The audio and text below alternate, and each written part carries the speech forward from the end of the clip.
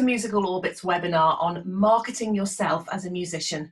I'm so pleased today to be able to welcome Susan Heaton Wright, who is the creative director of Viva Live Music and also was a professional opera singer, weren't you, Susan? I was, many years ago. And then you started Viva Live Music. Can you tell us a bit about it and why you started it? Okay, I started it 10 years ago. I gave up singing when I had my son. I found it very difficult to combine the two, and I'm sure that other musicians would resonate with me about that when you have children. And I met lots of people when I had my son who were not from the music profession. I met lots of people that were from, you know, the real world, so to speak, as opposed to the music industry, who kept asking me if I could arrange certain things, if I could organise certain things, if I had ideas.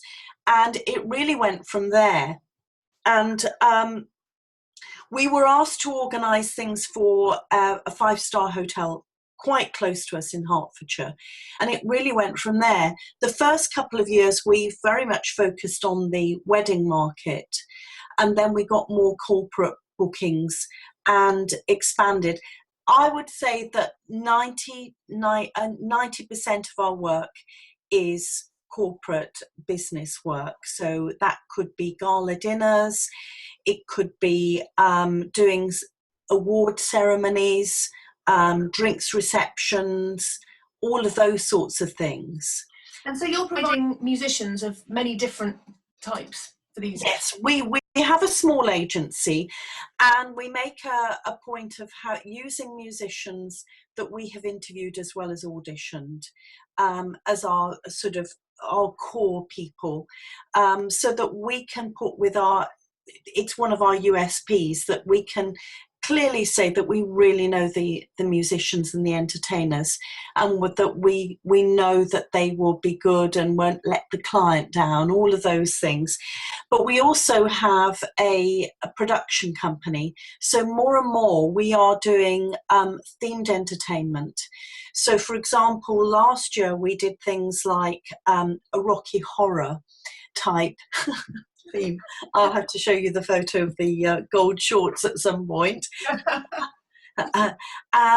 So we did that for a client, and we did a Tudor Wolf Hall thing and a Downton. So we put everything together, the costumes, we create put together the playlist for that, which is really important. You don't just turn up and do you know your normal pads. You've got to be quite specific with that, and then helping the client with staging it, you know, the lighting and things like that. Yeah, so you've got quite a lot on your plate when you do these events, so you've got a million things to be managing. Yes. I'm just going to focus on your musicians today, because yes, of course, we deal with musicians. So tell us, if you had a perfect wish list, if somebody would turn up and be your ultimate employee as a musician, how would you like them to behave when they arrive? Because it's quite important, isn't it? It's very, very important.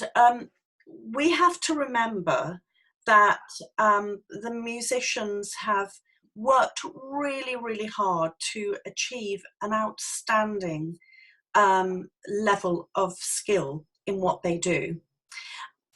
But that isn't necessarily what the client sees or values, which sounds awful. They are going to have it as a given that the musician is going to be able to play, but they are going to be looking for different things, such as the musician turning up on time, the musician looking presentable when they arrive, not when they get changed, when they arrive, because that is the first impression that the client gets. A musician that will really engage with the client, obviously ask questions if they need to, if there isn't enough information on the contract, and someone that the first thing that the musician says isn't, "Where's the food?" Yeah, because of course, you know, if you have a very long day, that is what you're thinking. But It is what it's not your place to be sort of whinging on a bride or somebody who's in charge of a large corporate event going, where's my ham sandwich? yes, the first thing. The thing that, you know, I really, really understand about doing a long day and food being provided. I fight for that in certain cases. However, we have to see it from the client's point of view. How many jobs do you go to where you arrive and you expect to be fed first of all? Yeah. And I think that it's something that we are constantly managing at Viva Live Music. We've had singers from the Royal Opera House, musicians that play at the major orchestras, that they will turn up for a gig and they'll say, oh, where's the food? I haven't eaten today.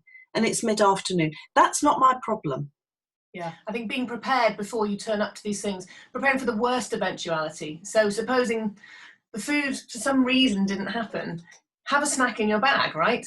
Have a bottle of water. Absolutely. I totally agree. And we've now put in the contract that you should eat beforehand, and that you should have food in your and water in your, you know, your pack or your bag to sustain you for the duration of the event. And then we say we have requested this, so that you know, if something happens, if for any reason they don't provide it, it's made very clear that they should have eaten beforehand. It must be very difficult not to be a whipcracker when you're trying to deal with so many things. You will be on, I imagine, a short fuse on the day because of the many multiple things that you're dealing with. Well, if you're a musician coming along to play for you or anybody, what would be your advice on communicating with the person in charge who has a million things to deal with apart from you? First of all, I would always take a copy of the contract with me. It might be that for whatever reason, the person that you are reporting to doesn't have all of that information there. You know, communication on the other side, the client side, is not always good. And I think that it's really important as musicians to have as much information as you've got and be able to, if necessary, help the other person. They might be someone that is new to the job. They might have been moved over from the gym to help run an event in a big hotel because they're short-staffed. All those sorts of things. But if you're stroppy with them, it's only going to escalate. But if you say, hello, I'm Susan. I'm here to do the wedding that's happening in X room. I don't know. Well, here's my contract. Should we just go through this? Because I know that it's gonna that we need a room. Have you got a room? Because we need to get changed there, and all things like that. But in a very polite way, because it's very easy to get very defensive when you arrive and nothing's there. And it might be that you're just talking to the wrong person, or that the person that's meant to be dealing with that is dealing with a bridezilla in another room, those sorts of things. Yeah. So having that with you really helps you. Try and be as calm as possible. You spoke also earlier about turning up on time, but actually, I mean, I imagine you probably feel as I do, that don't aim to turn up on time, aim to turn up early, because especially if you live in London, a million things can go wrong on the way, can't they? Oh, absolutely. You know, we actually put on the contract to arrive 40 minutes early. I know that sounds bizarre, but we found originally that when you put the start time, people focused on the start time. Of course, in your mind, you think, oh, yes, it's 2:30 start. But actually, you've still got to set up. You've got to orientate yourself within a venue. You've got to keep the client happy, because it is smoke and mirrors, as in the theatre world, isn't it? Yeah. There are things that go on backstage that you are not aware of, and we've got to fulfill that smoke and mirrors image for a client to make sure that they are happy. And they might think, oh my goodness, where are the musicians? It's 10 minutes to go. They've still got to set up.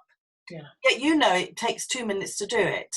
But actually, you'd have a happier client if you arrived half an hour early, put your music stands out, go off, get a cup of coffee, and there you're there.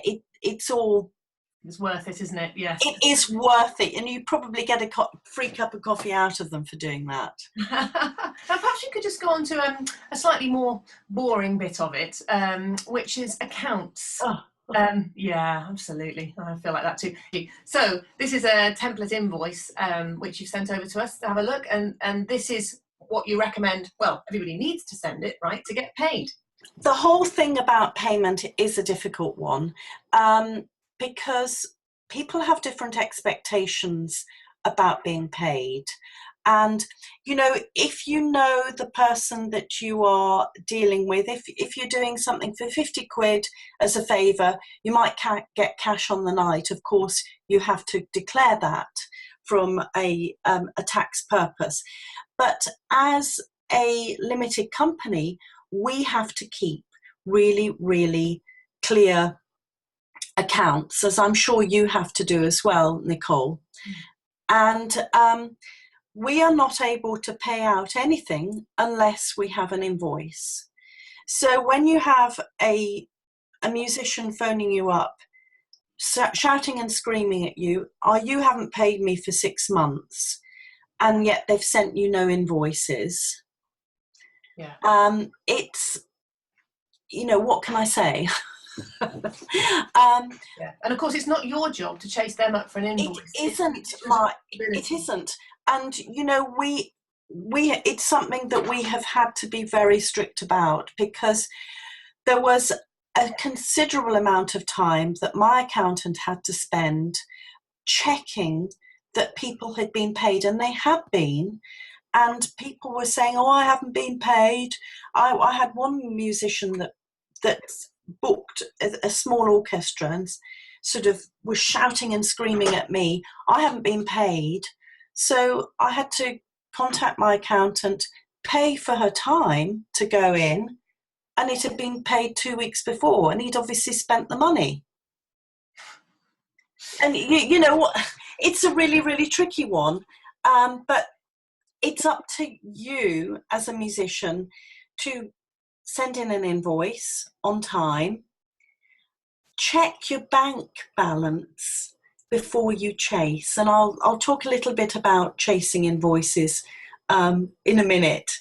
But you have to have certain things that you include on an invoice. So you've got to have your name and your address, because this is a sort of legal document, for want of a better word. The name and the address of the company, today's date, your invoice number. So every invoice you send, you need to give its own individual number, and this goes up by 1 every time you send an invoice. That's right. And what I would suggest is that perhaps you have a spreadsheet or, you know, piece of paper that you put invoice 101, Viva Live Music, 24th of January 2016. So you know exactly what the invoice is for. Yeah. And so when it's been paid.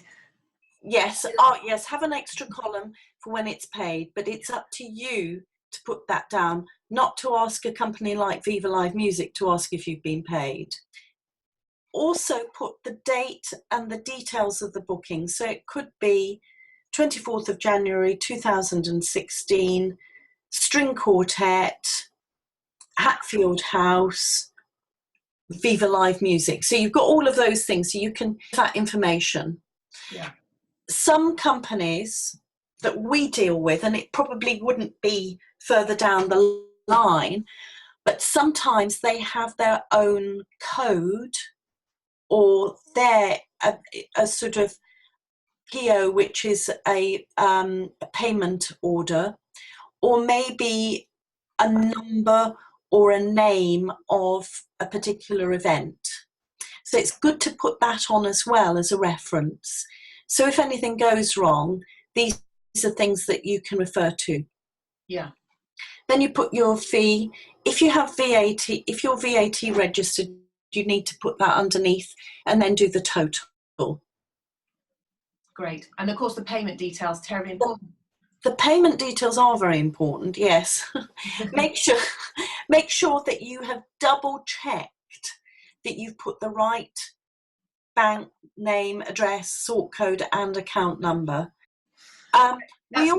We also asked that at the bottom that it said, I pay my own national insurance contributions and tax. Just, you know, we'd be able to prove that somebody was freelance.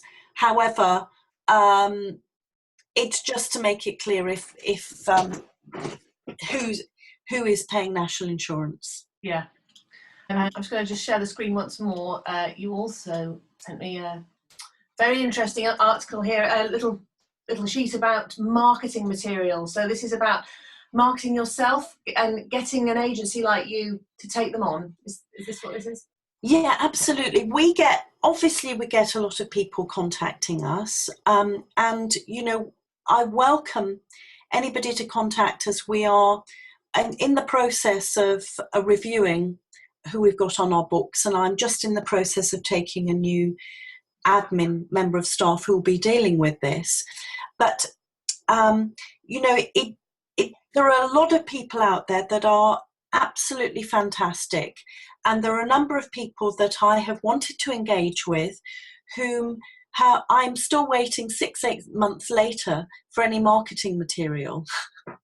And whilst I can appreciate, and I'm sure you, Nicole, can appreciate how good the people are, our clients aren't going to be able to understand what you do unless you provide some marketing material so that they can really understand it. And the internet as it is now, people will just search on for videos and sound samples for ideas. And unless you've got them, it's going to be very difficult to sell the services.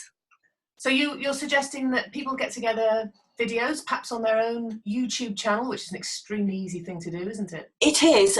What I would say, though, is that it's really, really important to have a white label version of that. By what I mean is that it doesn't have your own branding on it. So somebody like me, someone like Viva Live Music would want to have a hard copy, for want of a better word, of a video and sound samples so that we can put them onto YouTube for us.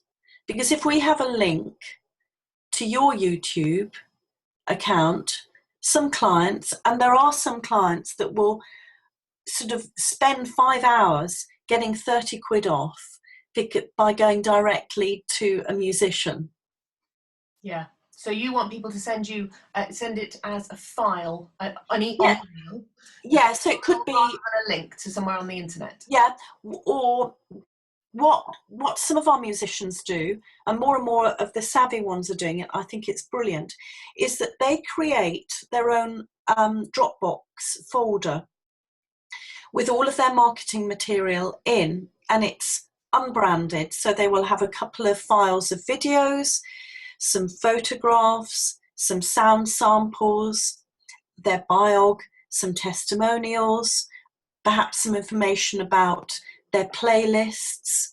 So then when they've communicated with me and we've had a chat and perhaps we've met, they will then send that, and we've got that. We can create a page for them. We can start marketing them because we've got all of the material there.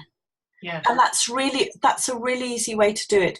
I think that Dropbox under a certain size is free. Yes. So it's a really, really good resource. So you've got that there for agents. And you're saying at the bottom there, no one will get information from your website. Do I take it you mean that you're not going to be sitting there trawling the web, trying to find information about people who want to work for you? It's up to the people who want to work for you to send that information in as easy for you to read format as possible. Absolutely. There are a significant number of people that until they realise this, they say, oh, go on my website for my biog. Well, yeah. Haven't got time. Yeah. Haven't got time, unfortunately. And also, it does rather indicate that maybe you're not totally committed to the business relationship if you can't be bothered to send a biog. Yeah. I know that might sound a bit petty, but these are all indications. Yeah. Yes, absolutely. Well, you're wanting this person to represent you. Absolutely. You put the legwork in yourself as well, don't you? Yes. Yeah. We're going to talk about asking for work and approaching clients. Okay. Now, when you're working for Viva Live Music or any other company, you are working for them. So people handing out their own cards and saying, "Oh, come to me next time." It's interesting. It's a no-no. If you're working with other musicians and entertainers, they're going to be very uncomfortable about that themselves. But actually, I've had 3 or 4 times clients have contacted me afterwards to alert me to a particular musician doing that. Right, there you go. Yeah. Yes. No, very bad manners, really, isn't it?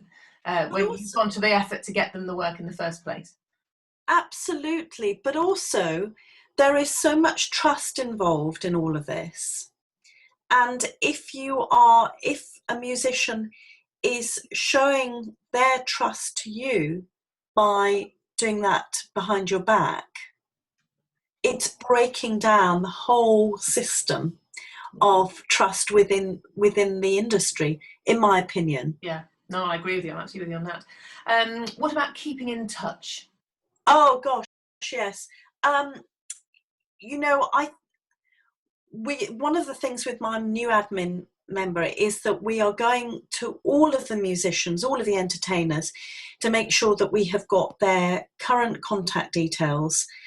We have 2 musicians that, for whatever reason, whenever we email them, the email bounces back. And we can't get around that. It's really, really tricky. Or we have emailed people in the past for work, and 6 months later they contact us and say, is that work available still? Oh, I'm back from my world tour now. Yeah. And,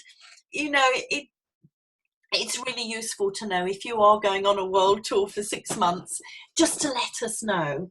And, if there is a possible gig, let us know within 24 hours whether you're available, those sorts of things. But also, I think there's the whole side of you keeping in touch with us with new things that you might be doing. You might want to invite us to something. You might have some free tickets, or you never know. But there might be something new you want to try out. Or just get in touch. Hi, I haven't heard from you for a while. I just wanted to say that we're still going. We'd love to work for you. Yeah, I know lots of musicians are very embarrassed to do that, but I think it is okay, isn't it? That you'd rather that than they disappeared off the face of the earth. You see, from our point of view, hey, we're not sitting there just waiting for you to call, but we'd like to know what you're doing, because we can include it in the newsletter, which would be of interest to our clients. But also, we might think, oh, well, they're not interested in working with us anymore. And we forget. Yeah. We are going to be engaging mainly with those people that keep in contact with us and are great fun to work with. About asking for work, it's amazing the number of times that I will go to an event, and it might be a social event. And we went to an event recently, and we were, and certainly it was great to catch up with you, Nicole.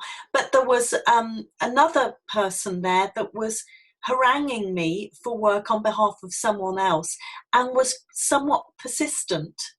And I've had events that I've gone to, social events, and I've literally been stalked by people, even in the loo. And there's a time and place. I know, because obviously I'm looking for work for Viva Live Music, that there is a time and place. And at social events, or even if somebody says, oh, can I take your card? And then you contact them a day or so afterwards, just by email or phone up. It was lovely to meet you. I was wondering if you would mind if I were to send my CV, because I'd love to have a chat with you about working for Viva Live Music. Yeah. I wanted to mention, because I think it's something that I didn't mention in the list that I sent you, about public liability insurance and PAT testing, because we're finding more and more people are not members of the MU or the ISM or Equity, and we are not able to use people that don't have that insurance cover. From a legal point of view, as an employer to people, we have to have, everybody has to have their own public liability insurance. We've looked into the legalities of us having an umbrella PLI, but there are a number of legal issues that would mean that we would suddenly be responsible for any event. It could be any event that any of these musicians did, and that's yeah. That it could put us into a risk that could happen. Yeah. That somebody could say, oh, well, Viva Live Music covers me, and in fact they don't. Having public liability insurance is really, really important. You might think as a violinist that you couldn't cause any problems at all, and I don't doubt that. But it might be that a client has got a guest that trips up over your music stand, and all of a sudden you're responsible for that, even though they were drunk. Yeah. And you have to really avoid the risk and protect yourself. Yeah. And by being a member of the MU or the ISM or Equity, you are automatically provided with that insurance, aren't you? Absolutely. And I think I understand, because a number of our musicians have this, that their insurance for their instrument, they can get an extra thing put on for PLI, which is normally up to £2 million. Some clients, some venues now want 10 million, which is ridiculous. So, just bear that in mind. Yeah. But it's not a huge amount extra to pay on your insurance. PAT testing. PAT testing. What's that? I can send you a leaflet about this. I don't know what PAT means, but basically it is for any electrical appliance you have. It is mandatory that you get it tested every year to make sure that it's safe. I remember when I was at university, there was a girl down the corridor that had a hairdryer that was faulty, and every time she used this blessed thing, it all of the lights went out. And now think what that could be like if you were at an event and you plugged in your amp, the entire thing, that something blew, or even worse, that actually it was so faulty that it could cause a fire, and and we really don't want this to happen. We don't want anybody to be hurt, anything to be damaged, anybody to be put into danger. And as I say, it's mandatory that you do have these tests done every year. Yeah. Susan, thank you so much for joining us today. It's been really interesting and really important, this everybody who's out there freelancing in particular, trying to get some work. Bear these things in mind. It'll make you much more employable. Absolutely. Be charming, be helpful, and also be thankful. That's something that I put, I always, just like you're thanking me, I always thank our clients for the work. It makes such a difference when musicians say thank you to us, either by email or on the night. It's just a little thing. It's a good way to remind somebody as well that it was you that had provided the great music that night. Just remind them of your name, and then maybe next time They'll Exactly. pass your name on to somebody else. These are little things, it's helping you to build up a business relationship with your agent. Wonderful. Thank you so much, Susan Heaton Wright of VivaLiveMusic.com. And do come along and check out all the interesting musicians that we have to offer as well at musicalorbit.com. Thanks very much, everybody. Goodbye.